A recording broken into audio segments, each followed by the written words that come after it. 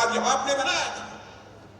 लंबे समय से झारखंड राज्य बनाने की मांग चल रही थी, बराबर कांग्रेस के लोग उसकी उपेक्षा करते रहे, लेकिन आपने देखा आदरणीय अटल बिहारी वाजपेयी जी की सरकार बनी। बहनों भाइयों, उस सरकार में मैं भी, या सड़क का जो मंत्री होता है, भूतल परिवहन मंत्री, मैं भी उसमें मंत्री था। आदरणीय अटल बिहारी वाजपेयी ने कहा बिहार का जब तक यह हिस्सा झारखंड रहेगा इसका विकास नहीं हो सकता, और उन्होंने अलग से झारखंड राज्य बना दिया। जो काम कोई नहीं कर पाया उस काम को यदि किसी ने किया है तो भारतीय जनता पार्टी ने किया है, किसी दूसरे ने नहीं किया। छत्तीसगढ़ और झारखंड, उत्तराखंड, 3 राज्य एक साथ बने। क्या कारण है कि उत्तराखंड का विकास तेजी के साथ हो रहा है? क्या कारण है कि छत्तीसगढ़ का विकास तेजी के साथ हो रहा है? क्या कारण है कि झारखंड का विकास नहीं हो पा रहा है? आप स्वयं इस संबंध में विचार करें। ज्यादा कुछ नहीं कहना चाहूंगा बहनों भाइयों, और मैं केवल एक टर्म की मांग आपसे नहीं करने आया, बल्कि इस बार यदि मैं आपसे कहने आया हूं तो मेरे बहनों भाइयों, झारखंड में लगातार 10 वर्ष की हमारी सरकार दे दीजिए, लगातार 10 वर्ष की 2 टर्म केवल हमको दे दीजिए। यदि हम झारखंड को लाकर इस हिंदुस्तान का एक विकसित राज्य न बना दें तो उसके बाद आप भारतीय जनता पार्टी को कभी वोट कर दें। पिछले चुनाव में झारखंड मुक्ति मोर्चा की सरकार बन गई। जनता ने झारखंड मुक्ति मोर्चा को मौका दिया।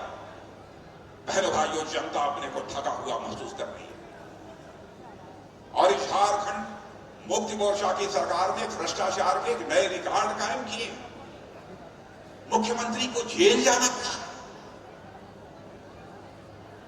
बहनों भाइयों, मुख्यमंत्री प्रदेश का नेता होता, और उस नेता को जेल की हवा खानी पड़ी, वो भी भ्रष्टाचार के आरोप में। राजनीति ऐसे नहीं चलती बहनों भाइयों। मैं बार बार कहता हूं, राजनीति लोक लाज और मर्यादाओं से चलती है।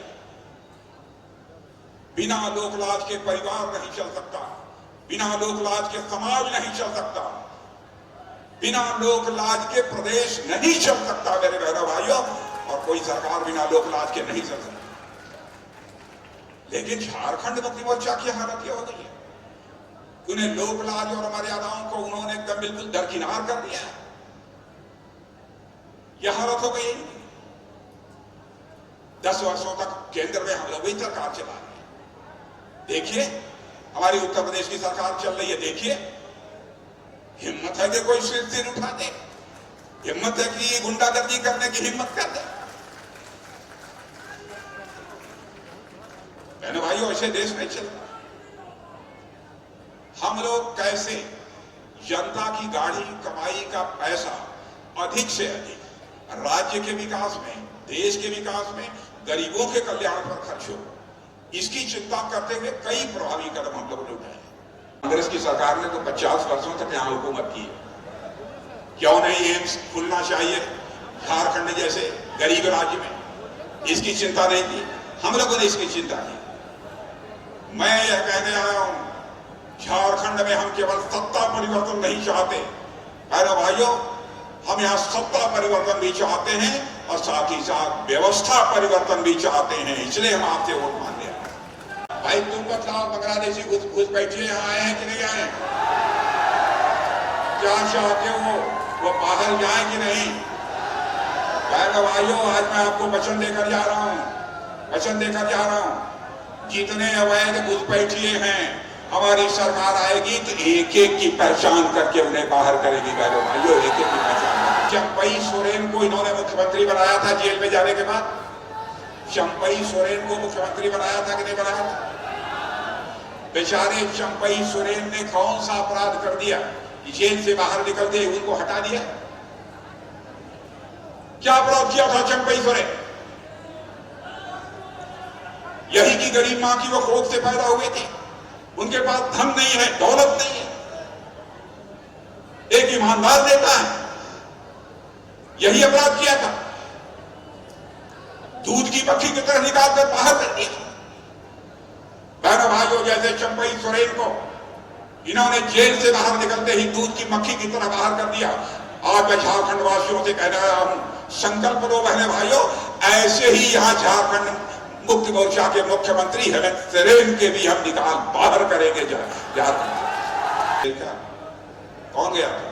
कांग्रेस का एक नेता विदेश गया था। कौन? अमेरिका। राहुल गांधी। मेरे भाइयों, आपने देखा कि विदेश में जाकर भारत की कितनी बदनामी की है।